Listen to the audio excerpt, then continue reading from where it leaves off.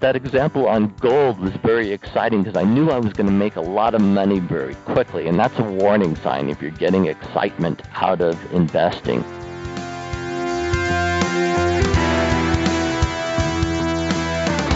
Hello, everyone. Welcome to the Where Accountants Go podcast. I'm Mark Goldman, a CPA, and your host for this very show. Well, hey, if you have ever listened to our show and thought, I wish they had a guest on this topic, or I wish they had someone in this specific field, well, then today's show is really going to interest you. We frequently get suggestions from our other guests, and in fact, we're very blessed in that area, frankly, but we also accept guest suggestions from our listeners or from you. If you didn't realize that, today's show is really going to pique your interest. For today, we have Alan Roth in the Colorado area on the program, and he has a unique financial planning business that he's going to tell us about, although he started out like many of us in accounting, even becoming a CPA early on in his career. And Alan was suggested by one of our listeners. Frankly, after I looked up his background, I couldn't resist but see if he would come on the show, and obviously he did. If you're sitting there and you have an idea for a future guest for the Where Accountants Go podcast, please reach out to me online. Probably the easiest way is through LinkedIn. You're welcome to email me, of course, as well. But probably the easiest way is through LinkedIn. I'm very easy to find. Just look up Mark Goldman next time you're on LinkedIn, and I would love to hear from you. And if you enjoyed this interview with Alan Roth today, make sure you leave us a rating in your podcast app. We also love when we get ratings. It helps other people find the show and judge whether or not it would be good for themselves. So please do take the time to leave us a rating. Well, with that, let's go ahead and get started with today's guest. Here's Alan Roth.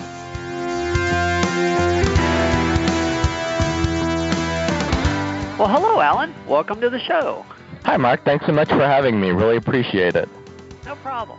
Well, for the audience, today we have a guest on the show that actually came from you, the audience. I'm always open to guest suggestions, and one of our listeners, actually Ravi in the D.C. area, suggested that I invite Alan Roth on the program. And once I did a little research, I absolutely couldn't resist trying to get him on the show. We've had a few accountants that have turned financial planning professionals on the podcast before, but I figured anyone that named their website daretobedull.com had to be a little bit of a character. So I wanted to see if Alan would come on the program, and obviously he graciously accepted the invite. Well, Alan, I definitely do want to get into what you do now, your business, Wealth Logic. But before we do that, I think it's important that the audience understands exactly where you came from and how you got to where you are today. What led you to consider accounting as a possible career choice in the first place? Well, I had a very short career in accounting, but in high school, as a junior in high school, my father sent me to the Stevens Institute of Technology to take a 2-day aptitude and psychological testing to see what I should be in my career. And I hated English, foreign languages, I loved numbers, and lo and behold, it came out and said I should be an accountant. Wow. That was my aptitude. That was where I should go. Okay. That's interesting. And then it ended up changing later on. That probably says something about that test. I'm curious, was financial planner even an option on there? Probably not. Okay. And certainly not in the way it is, today. Financial planning is very different than it was back then. Oh, good point. Okay. You were destined to at least start in accounting. Was it at that point forward that you were determined to become an accountant or pursue that? Well, I did a national search for my undergrad. I wanted to go to the school number one in my field, and University of Colorado at Boulder was the number one party school in the country. So that's why I chose that and majored in accounting. And kind of an early warning sign was my only C in college was the all-important intermediate accounting. What I didn't realize that at that point, accounting was more memorization of FASBs and things like that, stuff that I absolutely hated. But I managed to get through and get my degree in accounting from University of Colorado. Okay. What was your first job like in accounting? Where did you start? How did you get that job? Well, I interviewed at that point all of the the big eight firms. And you don't mind me copying Inspector Gadget, your last guest, but I had the exact same experience. I got 7 offers with the big 8 firms, and the one I didn't get the offer from was Arthur Andersen, the one that's now out of business. But my experience at Peat Marwick, an absolutely great firm. I loved the firm, but what I was doing was ticking and tying and footing and crossing and learning how to use a 10 key. I was bored to death. It wasn't Peat Marwick's fault, now KPMG, but it was not my calling in life. And I don't mean to brag, but I was the worst CPA in America. I passed the CPA exam with a minimum 475, so I'm a member of the 300 club. I'm sure I've heard that before, but not recently. That's pretty funny. At the time I took the test, you couldn't even use a calculator. Okay. Wow. 475. So, hey, you passed. I did not overstudy one bit. I'm curious, how long did you stay with Peat Marwick? 2 years, enough time to get my CPA license. Oh, okay. Which I still have, by the way, so I still consider it very valuable. Okay. Well, it sounds like barely squeaked by and got it, so you definitely want to hold on to it. It was traumatic sitting down for, I think it was, 2.5 days back then? Yes, it was 2.5 days. And if your testing situation was like mine, you had to bring things in a clear bag so they could see what you had with you, and no calculators and stuff like that. It was pretty crazy. Yeah. Other credentials were a whole lot easier. It took me about a month to get a CFP license and almost a week to get a real estate license. Oh, okay. Wow. So what did you do after Peat Marwick? I went back to grad school to get my MBA at Northwestern University's Kellogg Graduate School of Management. And I still remember my first day of class in corporate finance. The professor asked, raise your hand if you're a CPA. And several of us raised our hands, very proudly. I thought he was going to say, you're going to find this class really easy. And his answer was, you're going to have the hardest time with this class because it has nothing to do with accounting. And I think he was wrong, by the way. To me, finance was planning the future. Accounting was scoring the past. And what I was doing at Peat Marwick was auditing, which was checking on the accuracy of the scoring of the past. Yeah, I think I would be on your side there. I'm not sure that the professor had the right take on that, for sure. There's also the argument that if you don't know history, you're destined to repeat it. So there's probably some value there too. Yeah. So when did you get into financial planning? Well, I did almost 20 years of corporate finance first. Oh, okay. So, after I graduated business school, I did corporate finance, and I did consulting at McKinsey & Company. That's the firm that Pete Buttigieg is criticized for working for, which was a wonderful firm, by the way. I got to travel the world doing consulting with large corporations, and then I went to work for companies like Exxon, one of the Baby Bells, Pacific Telesis Group, and then in healthcare, Kaiser Permanente and Anthem, and started as an analyst. I was a really good analyst, and because I was a good analyst, I got promoted into management, where I got to do some analysis and some management of the analysis. And then I got promoted into being divisional CFOs of the companies. And then I was doing no analysis and all people management, and that wasn't my skill set. Okay. Yeah, I'm curious, before we move forward from there, what are your thoughts on how having the CPA certificate earlier in your career may have benefited you getting into those analytical roles, and particularly, I guess, being selected for some of those CFO roles? Well, it helped in a couple of ways. I consider it, even though it was not my calling in life, incredibly valuable and still valuable today. All of my analysis, what was done with debits and credits, income statements, balance sheets, and the all-important cash flow statement to build the rigor in, it gave me a lot of credibility as a CPA, etc. So it was incredibly valuable. Okay. All right. Even though I was lousy at it. And in every job interview, I said, I'm really lousy at it. I think you're being too hard on yourself. Okay. I challenge anyone to say they were a worse CPA than me. I just had to ask because I've heard the argument before that, well, I'm going into finance, so that's not going to benefit me. And I think attaining any certification is beneficial, and definitely the CPA. So you were saying that the divisional CFO roles took you into areas that you weren't comfortable with or weren't good at. I think it was personnel management. Is that Is that what you're alluding to? Well, I would have large staffs. I would have audit, accounting, payables, billables, and financial planning and all that stuff under me. And a lot of it was somebody not getting along with somebody and stuff like that. And that really wasn't my skill set. I remember starting as a grunt and thinking, gosh, if only I could be a manager, I would be so happy. And then as a manager, well, if only I was an officer, I would be so happy. And then as an officer, I can't wait till I'm financially independent and don't have to work any longer. It's interesting how that works. How long was it before you decided to make that change and to start your own company? Not to make the change about being financially independent. That's a different story, I'm sure. Yeah, well, it was really at age 40. I had my midlife crisis. My wife and I had a son later in life, and that's when I decided to try to find myself. I got off of the corporate career track, working out in California for what's now Anthem, Blue Cross Blue Shield, and did what anyone would insanely do, moved back to Colorado, put a lowball offer on a house in Aspen, and the next thing I knew, we were moving out there. And sometimes a stupid move can work out greatly, because a couple of years later, we sold the house for about twice what we bought it for. I didn't want my son growing up thinking, we're poor, aren't we? All my other friends, their dads own at least one jet, some two. We don't even own one. Wow. So we moved to Colorado Springs, only about 100 miles away, but a very different place. Okay. So about when did you start WealthLogic? It was about 17 years ago, and I was doing consulting in the meantime while living in Aspen, and there were two problems that just really fascinated me. One was healthcare financing. We spend twice as much per capita as any other country in healthcare financing. And the other was investing, how simple investing was and how corporations do it, how we did it in our pensions, etc., versus how individuals did it with very expensive products and paying people a percentage of assets to, quote, manage the investments. And I decided the first one was too political, healthcare, and too hard to solve, by the way. So I decided to start an hourly financial planning firm. Oh, okay. So you still have an hourly model? Strictly hourly.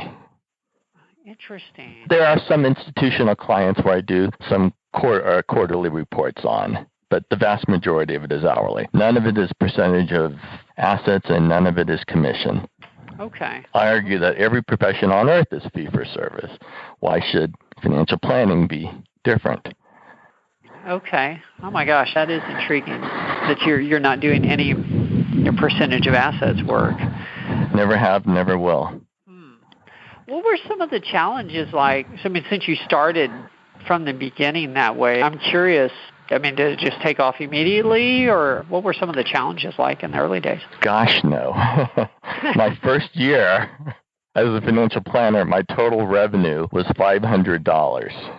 Oh, wow. Okay. So I took but that time, by the way, I was very thrifty, lived way below my means, made good salaries and bonuses and stock options and things like that. So I didn't have to make a lot of money, but it was still very hard on my ego. I was the all-important corporate finance officer where people worked to get to me, to trying to call people and not getting calls returned and all that. So it was hard on the ego at first. But that also gave me a lot of time on my hands to start doing things like I was asked by the local business journal to write a column. We can't pay you, but we'd really appreciate it. And I started teaching at University of Colorado at Colorado Springs, and it ended up that all of those things really had a lot of synergies. Now, for the last decade, I've had a wait list of clients. I do a one-and-done sort of financial plan, charging $450 an hour. So it was anything but an instant success, but eventually it caught on.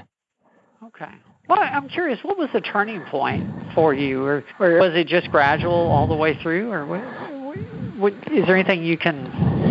Yeah, what was the turning point for you where the business just started to take off? Well, it was fairly gradual until the 2008-2009 financial collapse. And then people that they were told their advisors, their portfolio was bulletproof, can't go down. We've got assets that went up. The last time stocks plunged like REITs and precious metals and mining, that did horrible during the second crash, that people were like, oh my gosh, what we're doing isn't working. So ever since then, I've had a wait list of clients, or even sometimes on my website, I'll say, please don't submit a profile until I do some catching up. Interesting. But that was probably the biggest turning point. That, and as I started writing nationally and was covered, mentioned in other articles and such, that helped a lot too. And then finally, because the model is so different, a lot of clients are like, oh my gosh, will you do one for my father? Will you do one for my son? I got to tell my neighbor. So as a very differentiated model, it was much easier to get new clients. And again, I do a one and done. I'm not trying to charge them on an ongoing basis. Okay. So you do a financial plan for a customer, and then unless they contact you back for some question or revision, then do you have contact with them later on? Well, I have a monthly newsletter that people can subscribe to, and I tell them that's the easiest way to keep in touch with my latest thoughts and the like. But once we develop the plan, the hard part is getting them from complexity to simplicity. I always said investing is simple. I never said taxes were. So the analysis of what taxes you have to pay to get from A to B is rather difficult. But once we get them there, then they can have rules going forward. So they don't need to come back and keep paying me. Okay. So you have a waiting list at this point of customers.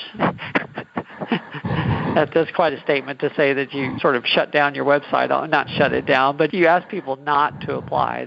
Wow, that's intriguing. I guess, what does your career life look like now? Are you working full-time, or have you started to slow that down? How do you spend your time? This is really interesting. I'm probably working in the neighborhood of 55, 60 hours a week, but I love what I do, so I don't really consider it work. And I do a lot of writing as well. I write for AARP, the 25 million circulation magazine, Financial Planning Magazine, Advisor Perspectives, ETF.com. Those are all paid gigs, so it's kind of a lot of fun. As long as you're mentioning that, I did want to ask you about it, because honestly, I was probably slightly jealous. I noticed that you've contributed to Wall Street Journal, Money Magazine, mentioning AARP now. I understand, given the reputation you have now for your work, how that would pay. But how did you get started as a contributor to those magazines or those publications? Yeah, it wasn't intentional. Sometimes I'll go to some journalism events and the like, and I always consider myself an accidental journalist. So it all started when the local business journal here in Colorado Springs asked me to write a piece. I said, yeah, I'll do once a month and do that for a few months and see how that goes. Well, my very first piece was on a Money Magazine article of a little over a year ago, where they went and asked 24 of the top money managers with the longest successful track record, what their stock picks were. And I looked at those stock picks and looked at how they did over the next year, incredibly underperforming the index. And that was my very first article. And within a couple of months, I got noticed by Money Magazine, and they asked me to write. It wasn't actually under my name. It was about a 3-year column called The Mole. It was a financial planner divulges some inside secrets of the financial planning industry. So I did that for about 3 years. And then the managing editor, Eric Schurenberg, who's still a very good friend of mine, went over to CBS Money Watch, and I went over with him and started writing columns under my own name. And then he went over to AARP, and I also went with him. He's now president of the company that owns Inc. and Fast Company. We're still very good friends, but obviously what his articles cover aren't in my area of expertise. So a lot of it was just plain sheer luck. But, as a hourly advisor, it gave me the freedom to write very differently, like why should people pay a percentage of assets? A mortgage is the inverse of a bond. Especially, by the way, under the new tax law, you have to pay interest on your bonds unless you take some credit risk with munis. But the new tax law makes it a lot harder to deduct all or even any of the mortgage interest. So it was a voice that was very different. than most other people. And then as a practicing financial planner, I also could differentiate versus a financial journalist. I would get to see all this stuff. And writing is therapy for me. Remember I said I hated writing, which is on that aptitude test, why I went into accounting? I still don't like writing, but it's almost therapy for me. And thank gosh I have really good editors. Yeah, I can relate to that. Sometimes just getting your thoughts down on paper is therapeutic for sure. Yeah, thank God for good editors. So what does success look like for you going forward? Because it sounds like you have the opportunity for more business than you can handle or maybe you want to handle. I'm not sure. If we were talking 2 or 3 years from now, what are you thinking your business might look like, or what would you hope it would look like? Well, I've done a lot of thinking. Should I take the practice nationally? I've had lots of people come to me saying I could be your office in New York, et cetera. And my clients are nationally scattered, very few in Colorado, actually, far more in states like New York and California where more people and wealthier people live. So I thought about doing that. And the 2 reasons I decided not to is, one, the regulatory compliance is just amazing if you use that model. But even more importantly, I didn't want to repeat the mistakes of earlier in my career where I was a really good analyst and was switched to managing people and the like. So if I did build the practice nationally, I would be doing less of the analysis, less of the client work, and far more of the people management and all of that. So if it ain't broke, don't fix it. I really don't plan to change my model. I like what I do. I'm happy. Dying the richest person in the graveyard is not my goal. I do feel like I sold out. I started the practice to help the common person, and now at $450 an hour, I can only on a cost-effective basis help very wealthy people. So I'd like maybe to start doing more pro bono work. There's a lot of efforts to prevent financial fraud, but I also say there's a whole lot of completely legal fraud that goes along, such as annuities and the like, and do more work to educate people on stuff like that. My biggest pleasant surprise when I started my practice, I had to explain what an index fund was. Today, there's more money in U.S. stock index funds than active funds.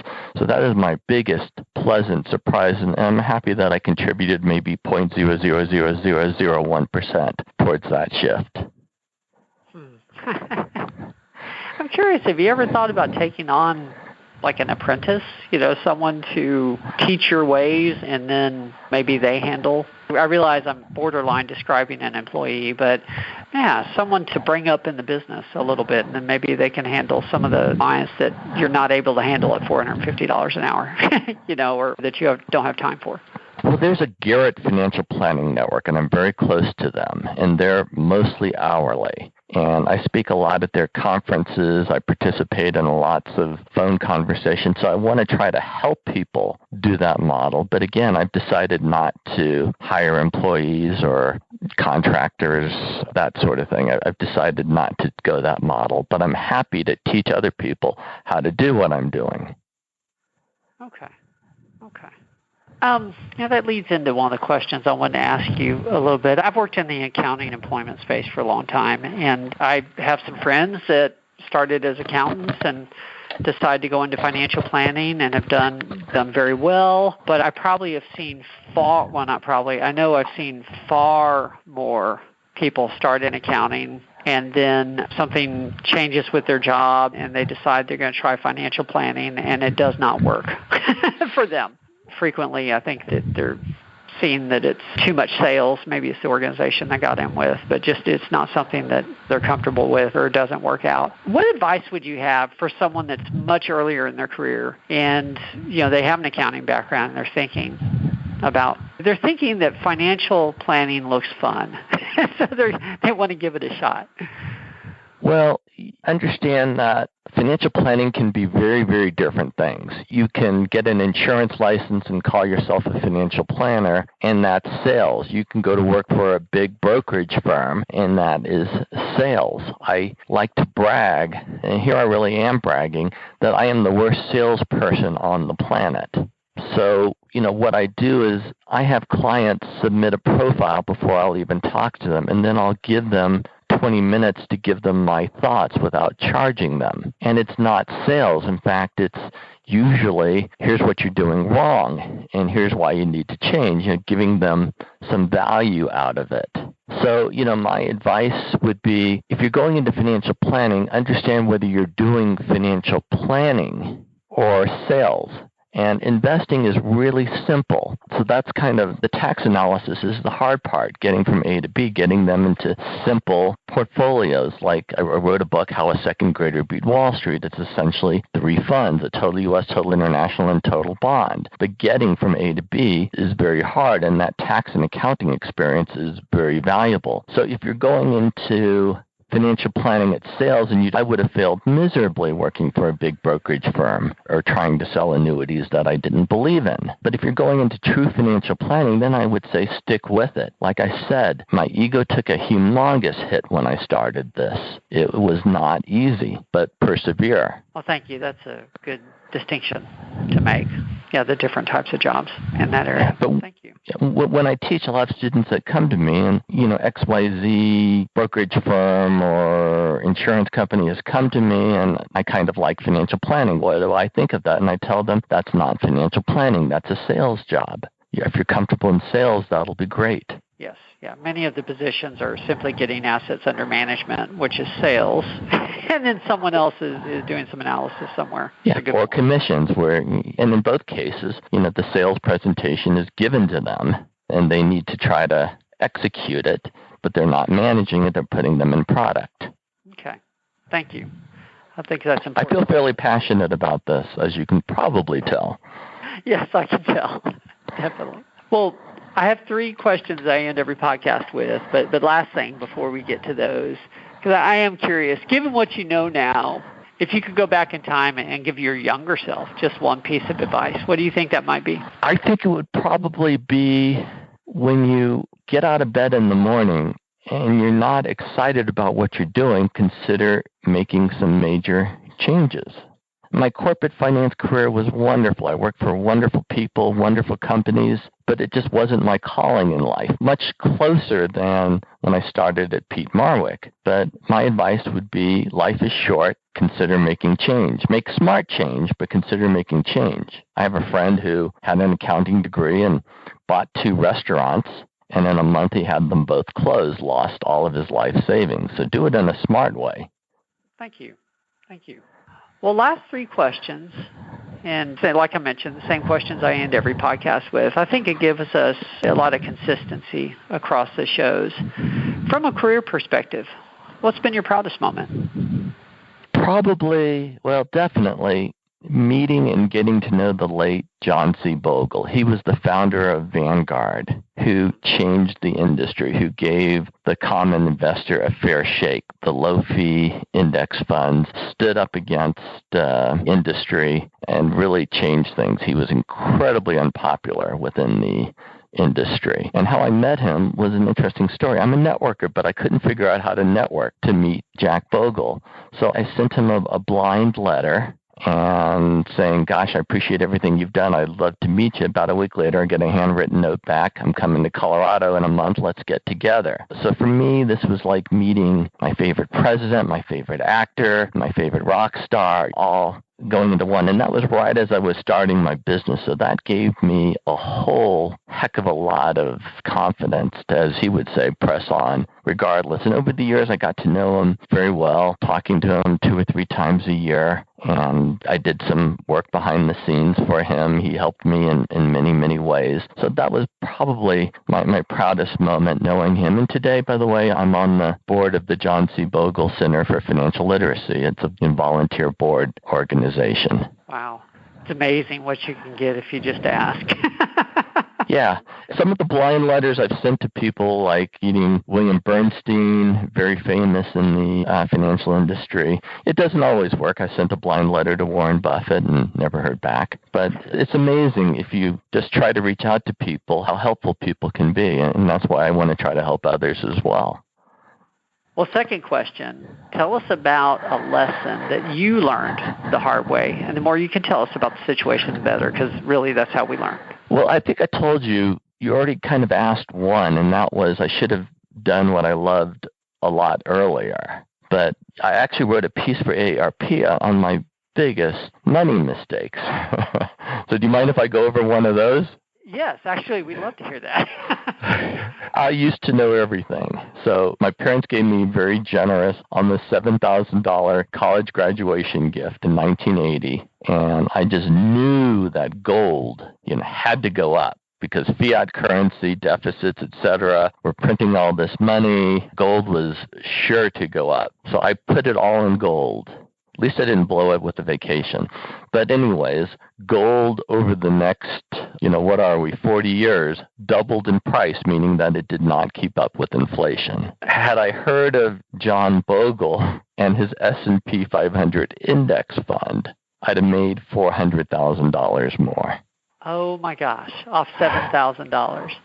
Yeah. And kind of the lesson is, it's amazing. This is a wonderful country. A lot of what I do is tell people I don't know the future. We all think we know the future. Interest rates have to go up. Well, the top economists called the direction of interest rates correct 30% of the time over the last 40 years, less than a coin flip.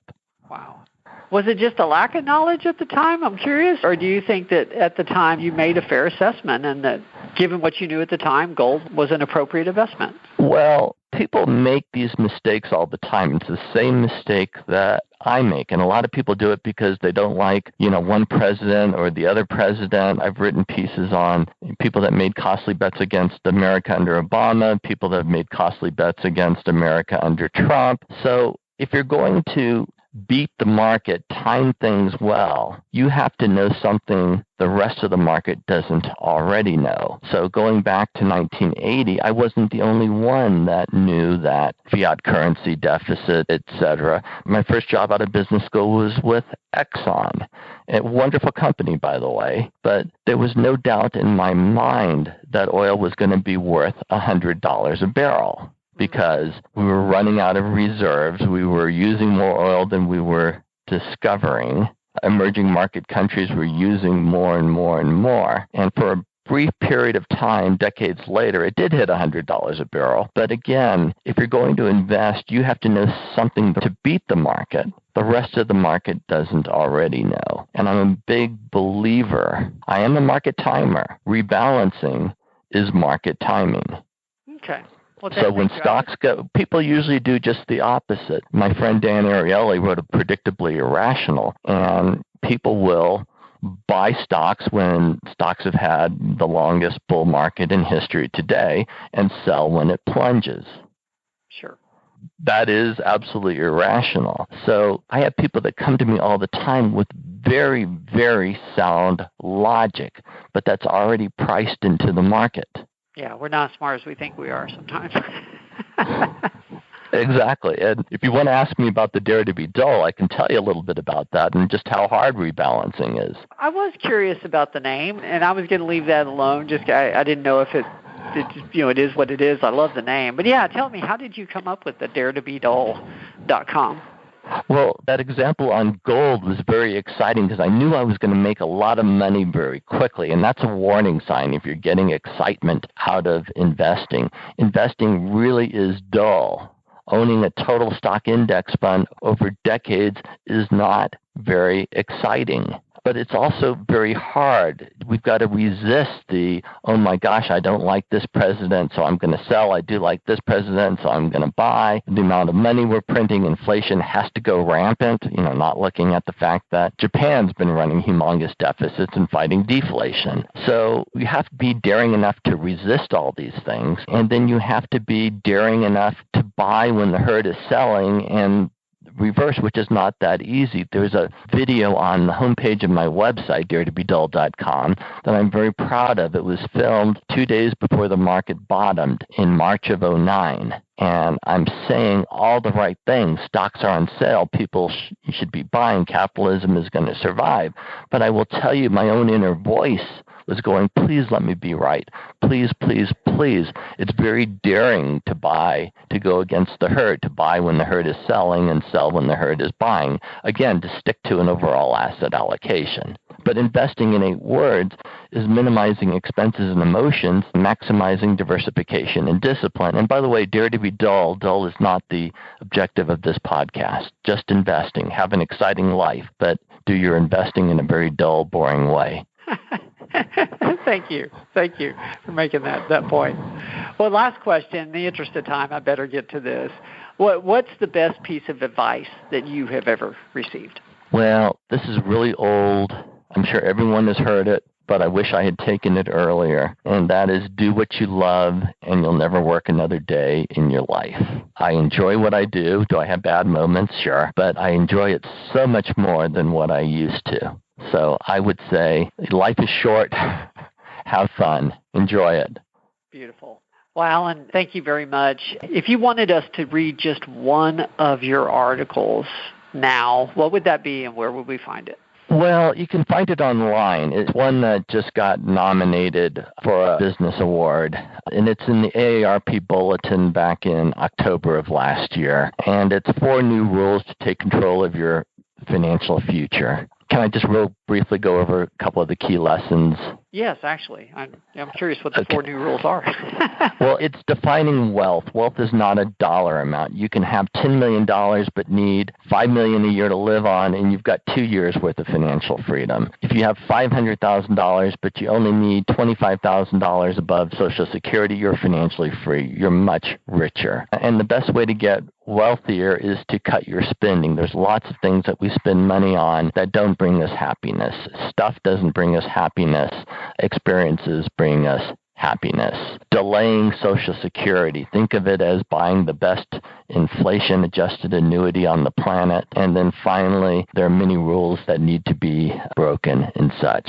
But that, as a recent article, I think is very important. And of course, I'm very proud of my book. It's 10 years old now, but it's more valuable today, How a Second Grader Beat Wall Street. And the reason why it's more valuable today is it worked over the next 10 years. It's not what people usually do, write a book today, what worked over the last 10 years.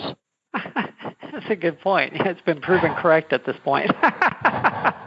People ask me why I haven't written another book, and I've answered because I blew my wad with that one. I have nothing really that much new to say. And it got great reviews by New York Times, Associated Press, and it still sells relatively well, even though it's a decade old. Wonderful. Well, thank you again for spending the time with us. At $450 an hour, I feel like I'm very fortunate to have you on the phone, so thank you very much. Well, I spent 9 hours preparing for it, so you're going to get a bill for 10 hours. Okay, bad joke, sorry. Beautiful. I love it. It's been my pleasure. No problem. Thank you so much. Well, that was our interview with Alan Roth. You could tell he really enjoys what he does. I appreciated the educational discussion that we had about financial investing. And honestly, you have to admit, Alan's a humorous guy. It was a fun conversation to have. I really enjoyed it. I hope you enjoyed it as much as I did. If you found value in this episode, please don't forget to rate us. We love to get ratings. It helps other people find us. And sincerely, it just helps us to know if we're on the right track. So please, if you enjoyed this episode, please don't forget to leave us a rating in your podcast app, whatever that app may be. Well, thank you again for joining us. I'm Mark Goldman, your host for the Where Accountants Go podcast, and we will see everyone next week. There's more to come.